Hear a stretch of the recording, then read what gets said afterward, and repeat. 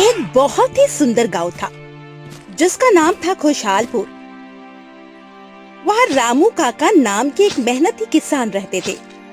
रामू काका के पास अपनी पुरखों की जमीन थी जिस पर वो दिन रात पसीना बहाकर फसल उगाते थे। उनकी पत्नी लक्ष्मी घर संभालती थी। कहने को तो रामू काका का परिवार सुखी था, लेकिन एक दुख उन्हें खाए जा रहा था। उनके 3 जवान बेटे माधव, गोलू और सोनू, ये तीनों शरीर से तो तंदुरुस्त थे, लेकिन अकल के मामले में पूरे गांव में मशहूर मूर्ख थे। रामू काका को डर था उनके बाद उनकी जमीन का क्या होगा। रामू काका घर में अपनी बीवी लक्ष्मी के साथ बैठे हुए थे। तभी रामू काका लंबी सांस लेकर बोलते हैं, लक्ष्मी, आज फिर मेरा सिर फटा जा रहा है। मुझे समझ नहीं आता कि इन तीनों का क्या करूं। माधव को देखो, आज सुबह मैंने उसे खेत में बीज बोने भेजा था और वो गधा क्या करके आया पता है? अब क्या कर दिया माधव ने? बेचारा भोला तो है, कुछ गलत कर दिया होगा। भोला? लक्ष्मी, वो महामूर्ख है। वो बीज बोने के बजाय खेत में पुराने फटे हुए जूते गाड़ आया है।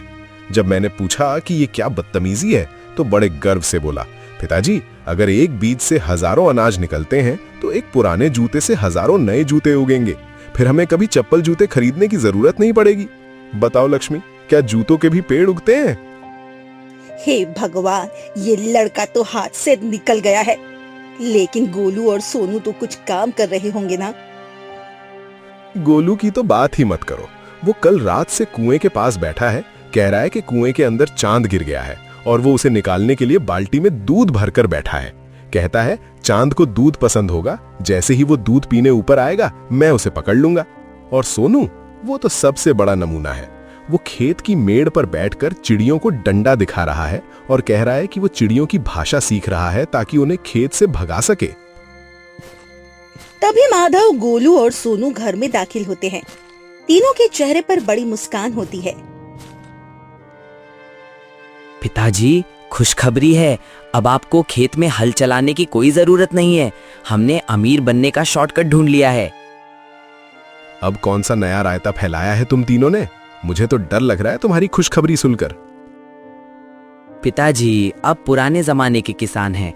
आप मेहनत करते हैं, हम दिमाग लगाते हैं। आज रास्ते में हमें एक आदमी मिला जिसने हमें बताया कि अगर हम अपनी जमीन के बीचों बीच एक बड़ा सा गड्ढा खोदें और उसमें सारा अनाज डाल दें तो अगले हफ्ते वहां से सोने के पेड़ निकलेंगे। हाँ पिताजी, और मैंने तो अपने बाल्टी भी तैयार रखी है। जैसे ही सोने के फल गिरेंगे मैं उसे बाल्टी में भर लूंगा। हमें फिर मंडी जाने की जरूरत ही नहीं पड़ेगी। और मैंने अपने तोते को भी ट्रेनिंग दे दी है। जैसे ही सोने का फल गिरेगा तोता चिल्लाएगा, सोना आया, सोना आया। चुप करो तुम तीनों, चुप करो। क्या तुम लोगों के दिमाग में भूसा भरा है? मिट्टी से अनाज निकलता है, सोना नहीं।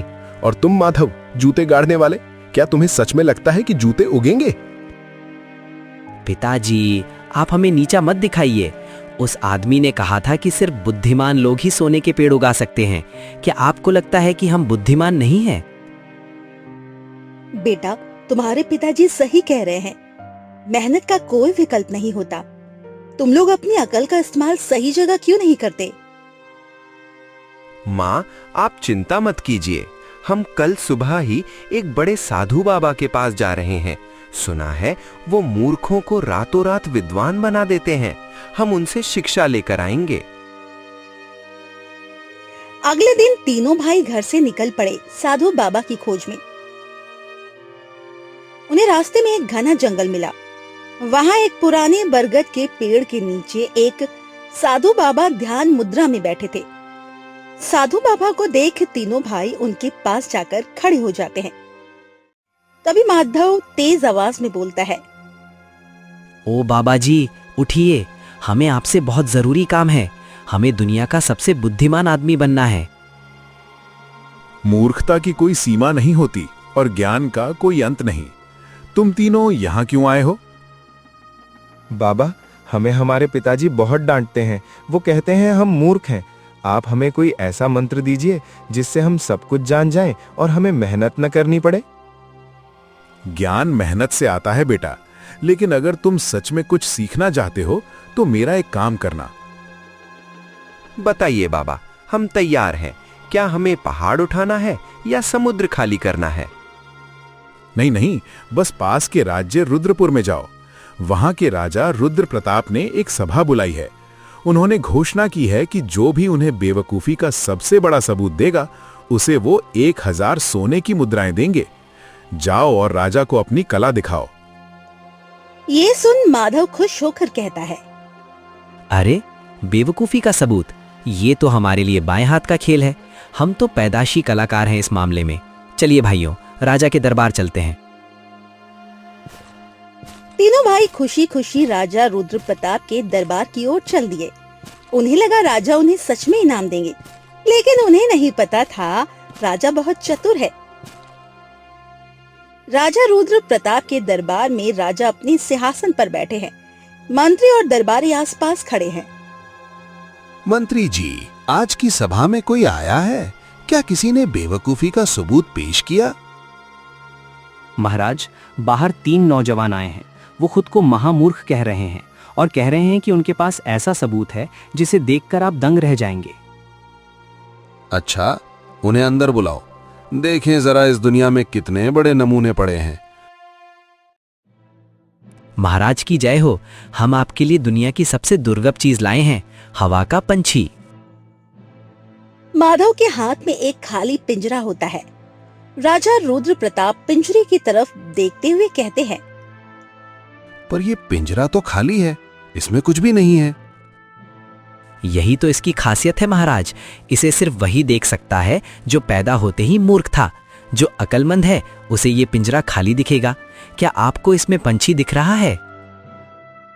अगर मैंने कहा कि नहीं दिख रहा तो ये कहेंगे कि मैं अक्लमंद हूं और शर्त हार जाऊंगा, और अगर कहा कि दिख रहा है तो मैं मूर्ख साबित हो जाऊंगा।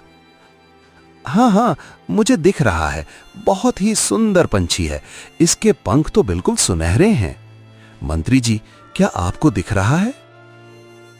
तभी मंत्री घबराकर कहता है, जी महाराज, इतना सुंदर पंछी तो मैंने आज तक नहीं देखा। सब पागल हो गए हैं क्या?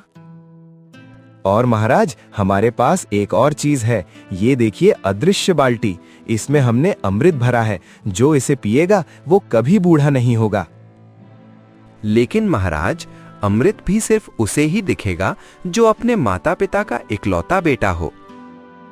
राजा समझ गए कि ये तीनों उन्हें बेवकूफ बना रहे हैं, लेकिन वो उनकी बातों का मजा ले रहे थे।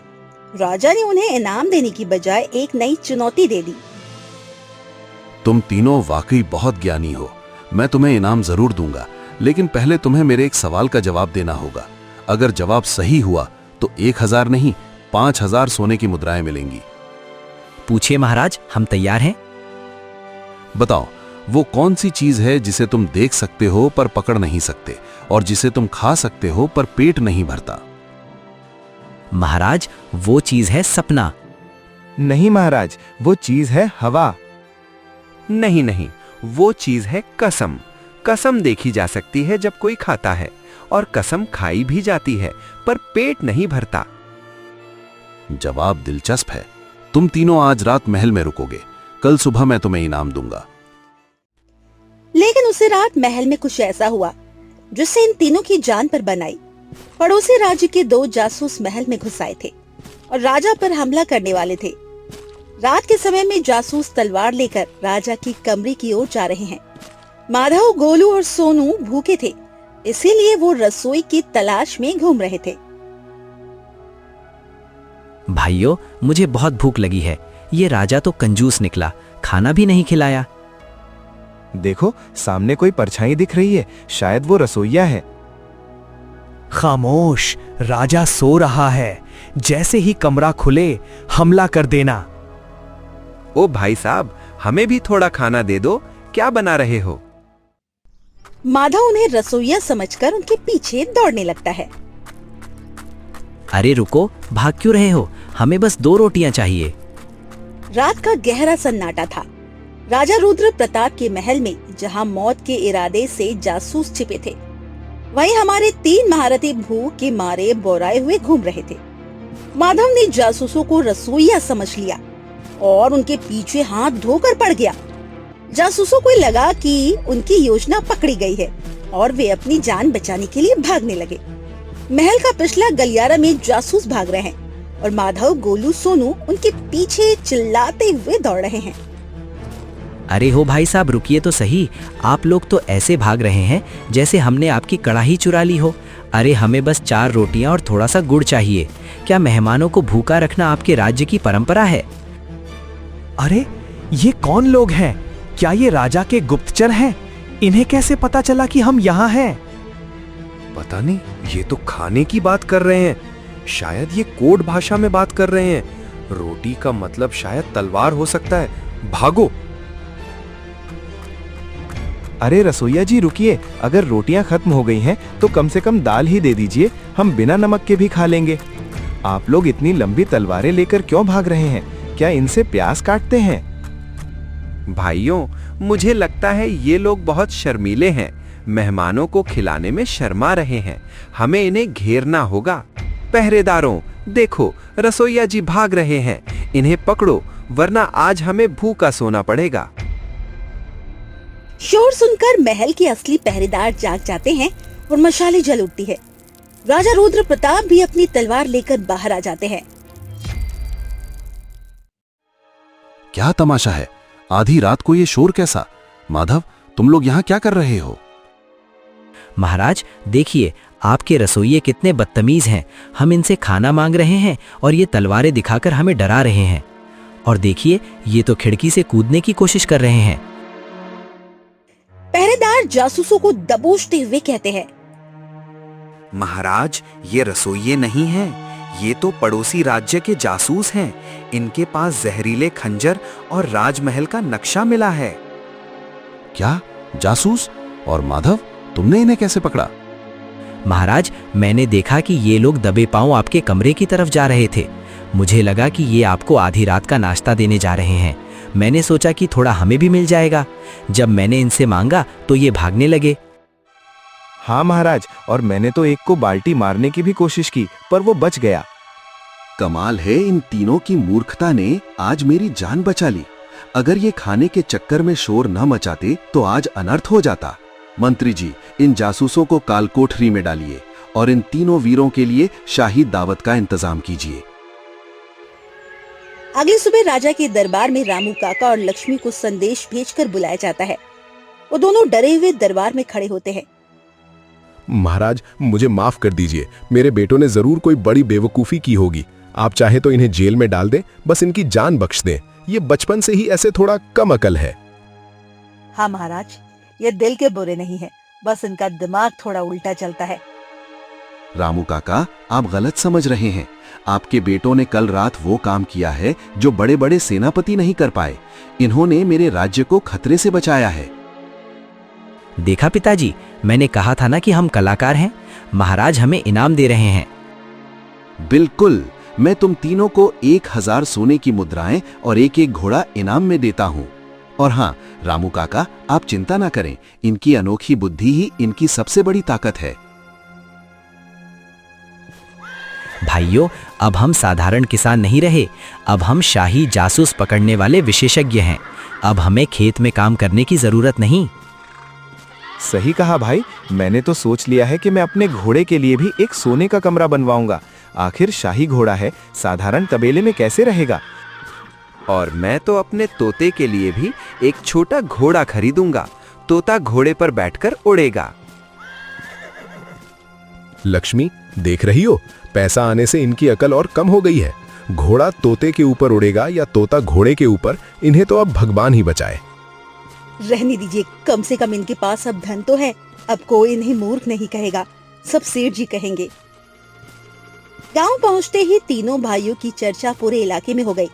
लेकिन मूर्ख के पास धन आ जाए तो वो और भी बड़ी मुसीबतें बुलाता है।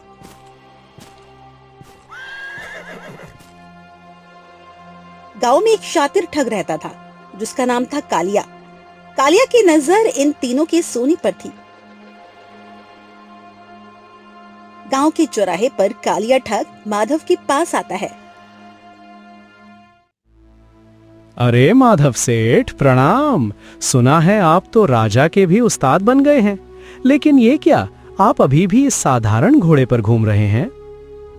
क्यों, ये घोड़ा तो राजा ने दिया है, इसमें क्या खराबी है? अरे सेठ जी, ये घोड़ा खाता है, सोता है और गोबर करता है। क्या आपको ऐसा घोड़ा नहीं चाहिए जो सोने के अंडे देता हो? सोने के अंडे देने वाला घोड़ा, क्या ऐसा भी होता है? बिल्कुल होता है। मेरे पास एक ऐसा ही चमत्कारी घोड़ा है। बस उसे रोज सुबह बादाम का हलवा खिलाना पड़ता है। अगर आप चाहें तो मैं अपने उस घोड़े को आपके इन तीनों घोड़ों और 500 सोने की मुद्राओं के बदले दे सकता हूँ। भाई ये सौदा बुरा नहीं है।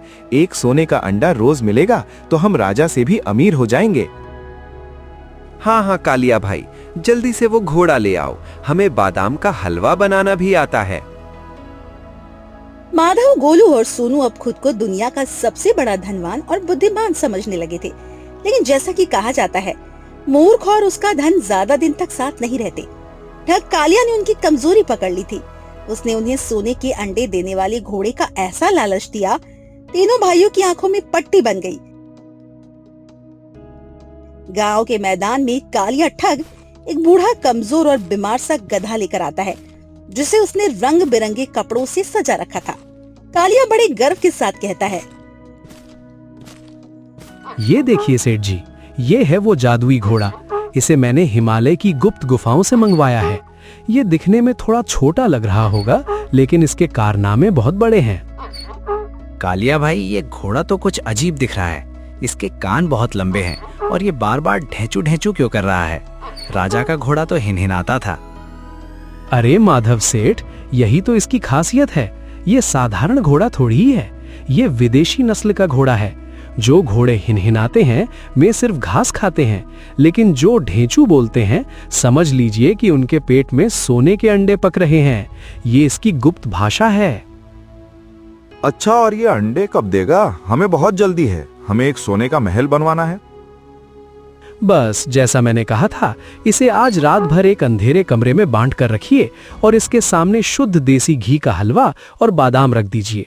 सुबह जैसे ही ये पहली बार ढेंची बोलेगा, समझ लीजिए कि नीचे सोने का अंडा गिरा पड़ा है। वाह कालिया भाई, आप तो फरिश्ते निकले। लीजिए, ये रहे हमारे 3 घोड़े और 500 सोने की मुद्राएं। हम तो अभी जाकर बादाम पीसना शुरू करते हैं। रामू काका ये सब देखकर अपना सिर पकड़ लेते हैं। फिर रामू काका चिल्लाकर कहते हैं, अरे ओ अकल के अंधों, ये क्या अनर्थ कर लाए? मैंने तुम्हें राजा के घोड़े और सोने की थैलियां दी थीं और तुम ये मरियल सा गधा लेकर आ गए, वो भी 500 मोहरे देकर। पिताजी अब फिर शुरू हो गए। आप हमेशा हमारी प्रतिभा को दबाते हैं। ये गधा नहीं है, ये सोने के अंडे देने वाला गुप्त घोड़ा है। सुबह देखिएगा, जब हमारा घर सोने से भर जाएगा, तब आप हमसे माफी मांगेंगे। बेटा, मैंने आज तक नहीं सुना कि कोई जानवर सोने के अंडे देता है। भाई, अंडे तो मुर्गी देती है बेटा।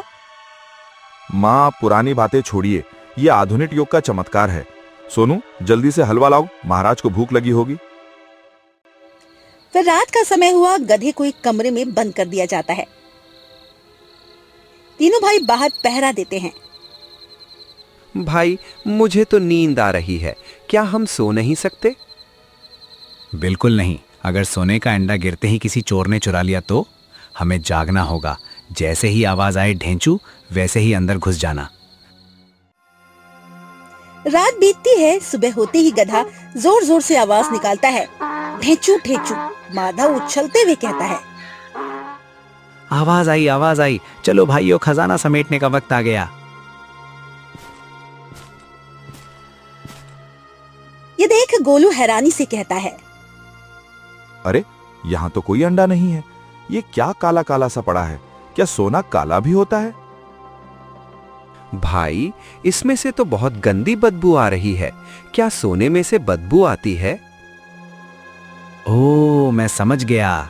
कालिया ने कहा था कि ये विदेशी घोड़ा है। शायद इसके अंडे बाहर से ऐसे ही दिखते हों। हमें इन्हें धोकर देखना चाहिए, शायद अंदर से सोना निकले। तीनों भाई उस गधे की लीद को टोकरी में भरकर कुएं पर ले जाते हैं और उसे धोने लगते हैं।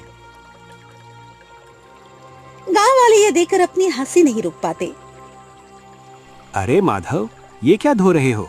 क्या आज गोबर साफ करने का नया धंधा शुरू किया है?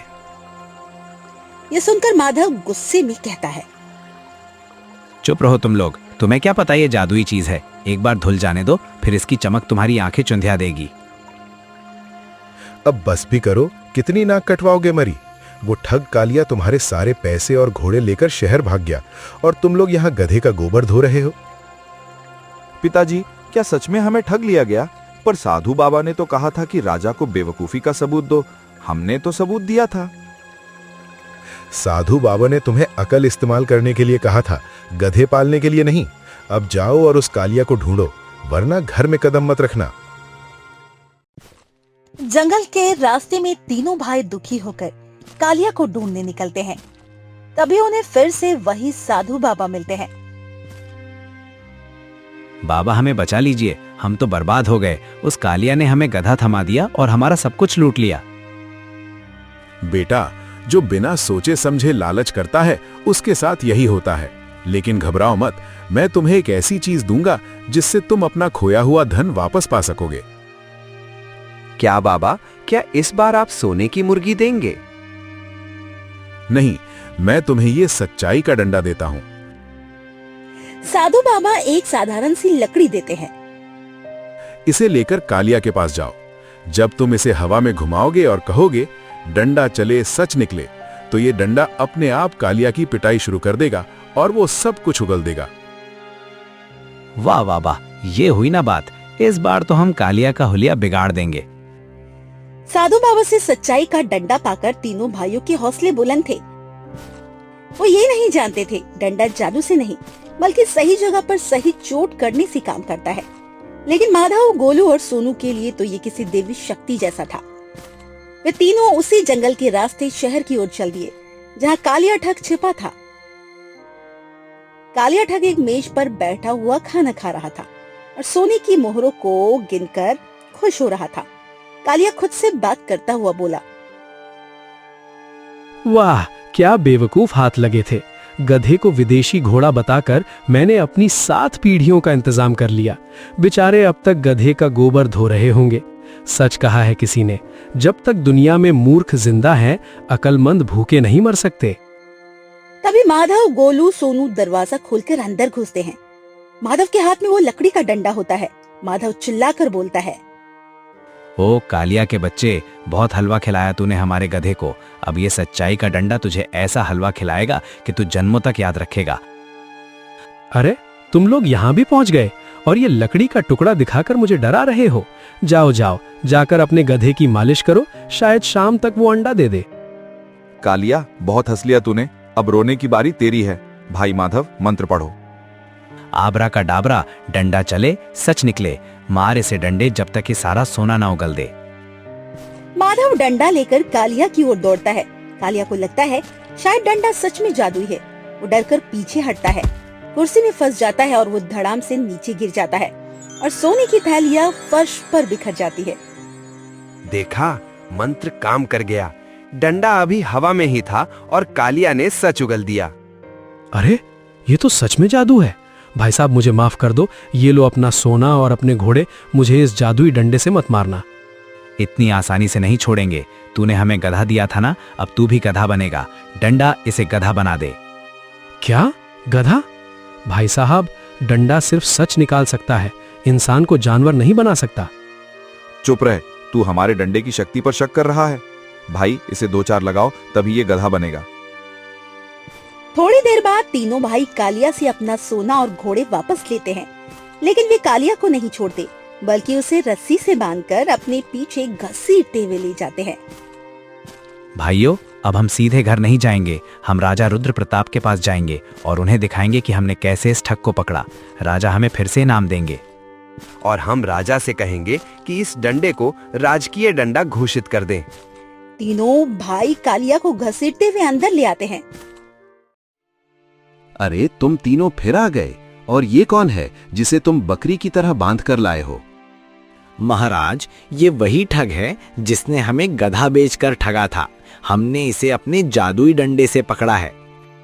मंत्री डंडे को देखते हुए कहता है, ये तो एक साधारण लकड़ी लग रही है, इसमें जादू कहाँ है? मंत्री जी, आप अकलमंद हैं इसलिए आपको ये साधारण लग रहा है। ये डंडा केवल अपराधियों पर चलता है। अगर आप अपराधी हैं तो मैं इसे आप पर आजमा सकता हूँ। नहीं नहीं, मुझे इसकी जांच करने की कोई जरूरत नहीं है। अच्छा, तो तुमने अपना सोना वापस पा लिया, ये तो अच्छी बात है। लेकिन माधव, इस ठग का हम क्या करें? महाराज, मेरा तोता कहता है कि इसे ऐसी सजा मिलनी चाहिए जो आज तक किसी को न मिली हो। इसे हमारे गांव के उस कुएं के पास बैठाया जाए जहां हमने गधे का गोबर धोया था। इसे 7 दिन तक वही गोबर धोना होगा। माधव की बात सुनकर राजा बोलते हैं, बहुत बढ़िया, सजा तो अनोखी है। ठीक है, कालिया ठग को इनके गांव भेजा जाए। फिर वो वहां से निकल जाते हैं। गांव के रास्ते से तीनों भाई सोने के साथ गांव पहुंचते हैं। रामू काका और लक्ष्मी उन्हें देखकर दंग रह जाते हैं। रामू काका थैली देखते हुए कहते हैं, अरे, तुम तो सच में सोना वापस ले आए। मुझे तो यकीन ही नहीं हो रहा कि तुम तीनों ने बिना किसी बड़ी बेवकूफी के ये काम कर लिया। मेरा बेटा माधव तो अब बहुत समझदार हो गया है। हाँ माँ, अब हमने तय किया है कि हम इस सोने से एक सोने की सड़क बनवाएंगे। फिर शुरू हो गए। अरे मूर्खों, सोने की सड़क पर चलोगे तो डाकू तुम्हें और सड़क दोनों को उठा ले जाएंगे। इस पैसे से अच्छे बीज खरीदो और खेती करो। पिताजी, खेती में बहुत मेहनत है। हमने सोचा है कि हम इस सोने को जमीन में गाड़ देंगे और उस पर पानी डालेंगे। शायद सोने का पेड़ उग जाए। बेटा, सोना उगता नहीं है, उसे संभालना पड़ता है। गांव में सब कुछ ठीक चल रहा था। तभी एक दिन गांव में ढिंढोरा पीटा गया। पड़ोसी राज्य के राजा विक्रम सिंह ने एक अनोखी घोषणा की थी। सुनो सुनो सुनो, राजा रुद्र प्रताप की बेटी राजकुमारी रूपमती का स्वयंवर होने वाला है। जो भी व्यक्ति राजकुमारी के 3 कठिन सवालों का जवाब देगा, राजकुमारी उससे विवाह करेगी और उसे आधा राज्य मिलेगा। भाइयों, सुना आपने? आधा राज्य। अब तक तो हम सिर्फ गांव के जमींदार बनने की सोच रहे थे, अब हम राजा बनेंगे। पर भाई, सवाल कठिन हुए तो? हमारे पास सच्चाई का डंडा है और मेरा तोता है। हम कोई भी सवाल हल कर लेंगे। पड़ोसी राज्य के राजा रुद्र प्रताप की बेटी राजकुमारी रूपमती जितनी सुंदर थी, उतनी ही विदुषी भी थी। उसने शर्त रखी कि वो उसी से विवाह करेगी जो उसके 3 ऐसे सवालों का जवाब देगा जिनका कोई अंत ना हो। देश विदेश के राजकुमार आए और हार मानकर चले गए। अब हमारे 3 महावीर यानी माधव, गोलू और सोनू स्वयंवर की ओर प्रस्थान करने की तैयारी कर रहे थे। रामू काका के घर में लक्ष्मी तीनों बेटों के लिए पोटली बांध रही थी। तभी रामू काका गुस्से में आंगन में बैठे थे और चिल्लाकर कहते हैं, लक्ष्मी, तुम इन्हें रोक क्यों नहीं रही हो? ये वहां जाएंगे और अपनी फजीयत करा कर आएंगे। राजा रुद्र प्रताप बहुत गुस्सैल हैं। अगर इन तीनों ने वहां कोई बेवकूफी की तो वो इन्हें कोल्हू में पिसवा देगा। पिताजी, आप हमेशा हमें कम आंकते हैं। देखिए, राजकुमारी के सवाल कितने भी कठिन हों, हमारी मूर्खता, मेरा मतलब है हमारी बुद्धिमानी के सामने टिक नहीं पाएंगे। और आधा राज्य, सोचिए, फिर मैं आपको रामू काका नहीं, राजपिता रामू जी कहलवाऊंगा। लक्ष्मी मुस्कुराते हुए बोलती है, जाने दो जी, इनके भाग्य में जो लिखा होगा वही होगा। वैसे भी हमारे बेटों की बातें कोई साधारण इंसान तो समझ नहीं पाता, राजकुमारी ही समझ जाए। हाँ पिताजी, और मैंने ये बाल्टी साथ रख ली है। अगर राजकुमारी ने पूछा कि दुनिया में कितना पानी है तो मैं कह दूंगा सिर्फ उतनी बाल्टी जितना मैं भर सकूं। और मेरा तोता राजकुमारी को ऐसे ऐसे किस्से सुनाएगा कि वो हंसते हंसते लोटपोट हो जाएगी। चलिए भाइयों, आधा राज्य पुकार रहा है। राजा रुद्र प्रताप के भव्य दरबार में राजकुमारी रूपमती एक ऊंचे आसन पर बैठी होती है। राजा रुद्र प्रताप गंभीर मुद्रा में होते हैं। राजा गरजते हुए बोलते हैं, क्या इस पूरे आर्यवर्त में ऐसा कोई नहीं जो मेरी पुत्री के 3 सवालों का उत्तर दे सके? अगर अब कोई नहीं है तो हम इस सभा को समाप्त घोषित करेंगे। इसी बीच माधव दरबार के बीचों बीच पहुंच जाता है और बोलता है, रुकिए महाराज, असली खिलाड़ी तो अब आए हैं। हम हैं शक्तिपुर के 3 रत्न, माधव, गोलू और सोनू। हम राजकुमारी के सवालों का जवाब देने के लिए तैयार हैं। आप तीनों सुनिए, मेरी एक शर्त है, उत्तर ऐसा होना चाहिए जो कभी खत्म ना हो। क्या आप तैयार हैं? बिल्कुल राजकुमारी, हमारे पास बातों का ऐसा भंडार है जो 7 जन्मों तक खत्म नहीं होगा। पूछिए अपना पहला सवाल।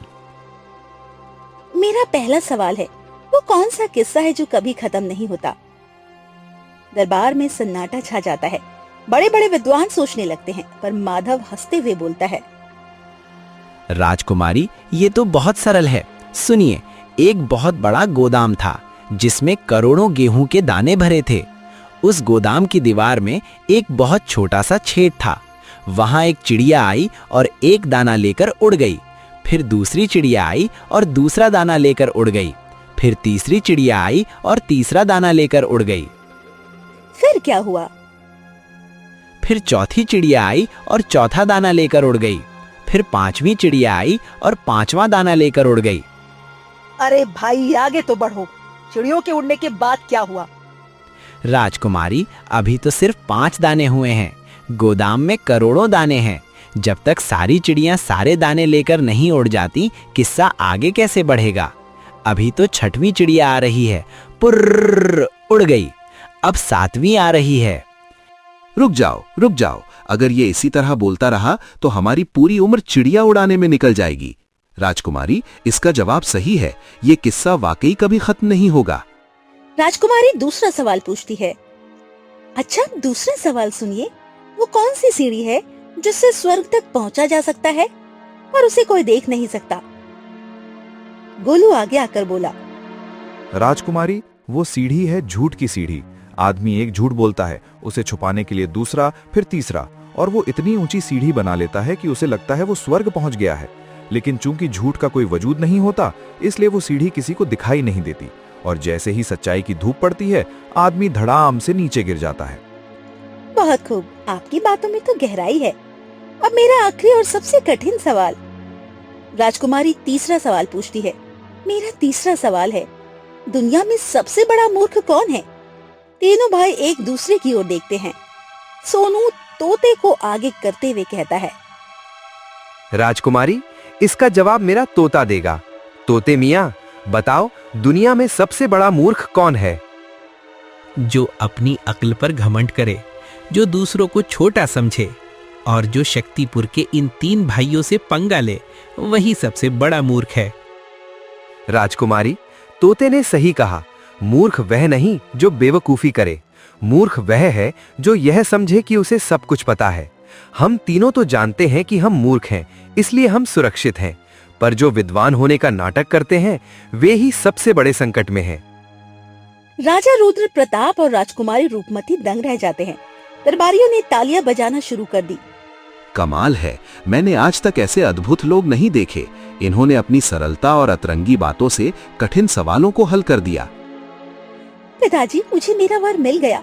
माधव ने अपनी बातों में मुझे उलझा दिया, अहंकार का आईना दिखाया। मैं माधव से विवाह करने के लिए तैयार हूँ। क्या मैं राजा बन गया भाइयों? आधा राज्य हमारा हुआ। पर भाई, आधा राज्य तो एक ही को मिलेगा। हम तीनों का क्या होगा? चिंता मत कर, मैं राजा बनूंगा। गोलू को बाल्टी मंत्री और तुझे तोता मंत्री बनाऊंगा। राजकुमारी रूपमती और माधव का विवाह बड़े धूमधाम से हुआ। रामू काका और लक्ष्मी को जब ये खबर मिली तो उन्हें अपनी कानों पर विश्वास नहीं हुआ। पूरा गांव उत्सव मनाने लगा। लेकिन क्या माधव राजा बनकर राज्य संभाल पाएगा या वहां भी कुछ नया कारनामा कर बैठेगा? राजकुमारी रूपमती से विवाह के बाद माधव अब उस राज्य का राजकुमार और होने वाला राजा बन चुका था। गोलू और सोनू को भी बड़े बड़े पद दिए गए।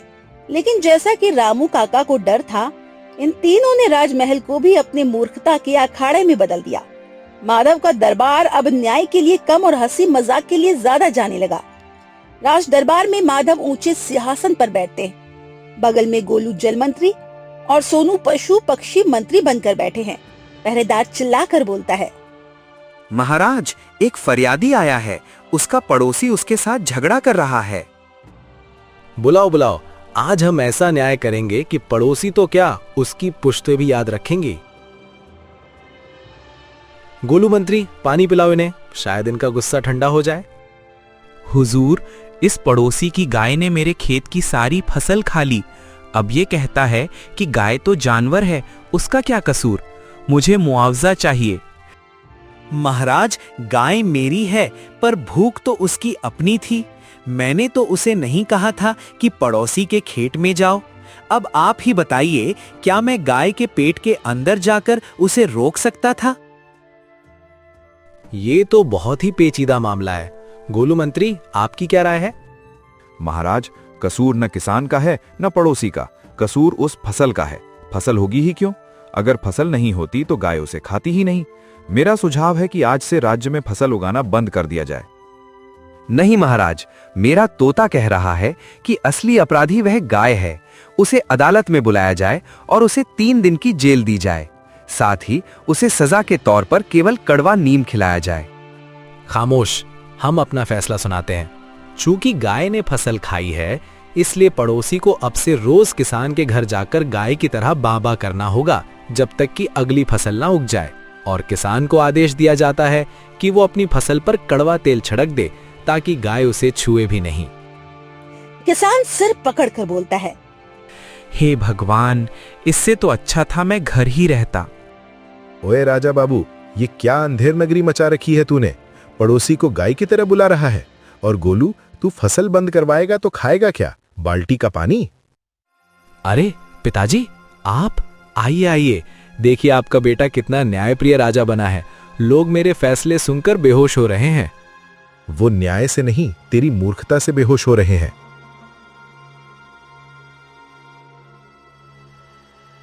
महाराज, मुझे माफ कर दीजिए। ये तीनों यहां भी वही रायता फैला रहे हैं जो गांव में फैलाते थे। रामू काका, आपकी बात सही है, पर सच कहूं तो जब से ये आए हैं मेरे राज्य के लोग हंसना सीख गए हैं। लेकिन राजकाज ऐसे नहीं चलता, इन्हें कुछ गंभीर जिम्मेदारी देनी होगी। बेटों, तुम तीनों बहुत चतुर हो। अब मैं तुम्हें एक बहुत जरूरी काम देता हूं। हमारे राज्य के खजाने में कुछ पुराने सिक्के हैं जो काले पड़ गए हैं। तुम्हें उन्हें चमकाना है। जो सबसे ज्यादा चमकाएगा उसे मैं असली राजा घोषित करूंगा। बस इतनी सी बात। गोलो, बाल्टी लाओ। सोनू, रेती लाओ। तीनों भाई सिक्कों को चमकाने में जुट गए। माधव उन्हें साबुन से धो रहा था, गोलू उन्हें पत्थर पर रगड़ रहा था और सोनू उन्हें धूप में सुखा रहा था। भाई गोलू, ये सिक्के तो रगड़ने से घिस रहे हैं। देखिए, ये तो छोटे होते जा रहे हैं। रगड़ते रहो भाई, जितना छोटा होगा उतना ही चमकदार होगा। आखिर हीरा भी तो छोटा होता है, पर कितना चमकता है। अरे, मेरा सिक्का तो गायब ही हो गया। मैंने उसे इतना रगड़ा कि वो हवा में मिल गया। शाम को राजा रुद्र प्रताप और रामू काका आते हैं। वो हैरान होकर बोलते हैं और देखते हैं कि सोने के सिक्कों का ढेर अब छोटे छोटे कंकड़ों जैसा हो गया है। राजा रुद्र प्रताप कहते हैं, ये क्या किया तुमने? सोने की मोहरों को रगड़ रगड़ कर आधा कर दिया। ये तो राज्य का नुकसान है। महाराज, आपने चमकाने को कहा था, वजन बचाने को नहीं। देखिए, अब ये कितने चमक रहे हैं। भले ही अब इनसे कुछ खरीदा ना जा सके, पर देखने में कितने सुंदर हैं। बस, अब बहुत हो गया। लक्ष्मी, पोटली बांधो। इन तीनों को वापस गांव ले जाना होगा। राजा बनने के चक्कर में ये पूरा राज्य बेच खाएंगे। पर माधव तो अब दामाद है इस घर का। नहीं माँ, पिताजी सही कह रहे हैं। राजा बनना बहुत तनाव का काम है। यहाँ लोग रोज अपनी समस्या लेकर आ जाते हैं। गांव में ठीक था, कम से कम वहां हम अपनी मर्जी के मालिक थे। हाँ भाई, यहाँ तो तोते को भी पिंजरे में रहना पड़ता है। गांव में तो वो आजाद था। माधव ने राजा रुद्र प्रताप से विदा मांगी। राजा ने भी राहत की सांस ली और उन्हें बहुत सारा धन देकर विदा किया। तीनों भाई रामू काका और लक्ष्मी वापस अपने गांव खुशहालपुर लौट आए। भाइयों, हमने देख लिया, राजमहल हो या शहर, जो सुख अपनी मिट्टी में पसीना बहाने में है, वो कहीं नहीं है। सही कहा भाई। अब मैं इस बाल्टी से सिर्फ पौधों को पानी दूंगा। और मेरा तोता अब फसल की रखवाली करेगा। रामू काका मुस्कुराते हुए बोले, चलो, देर आए दुरुस्त आए। आज मुझे लग रहा है कि मेरे बेटे सच में बड़े हो गए हैं। इस तरह किसान के 3 मूर्ख बेटों ने दुनिया घूमी, राजमहल देखा, ठगे गए और अंत में अपनी जड़ों की ओर वापस लौट आए। उन्होंने सीखा कि बुद्धिमानी चतुर बनने में नहीं, बल्कि अपनी मेहनत और सादगी को पहचानने में है।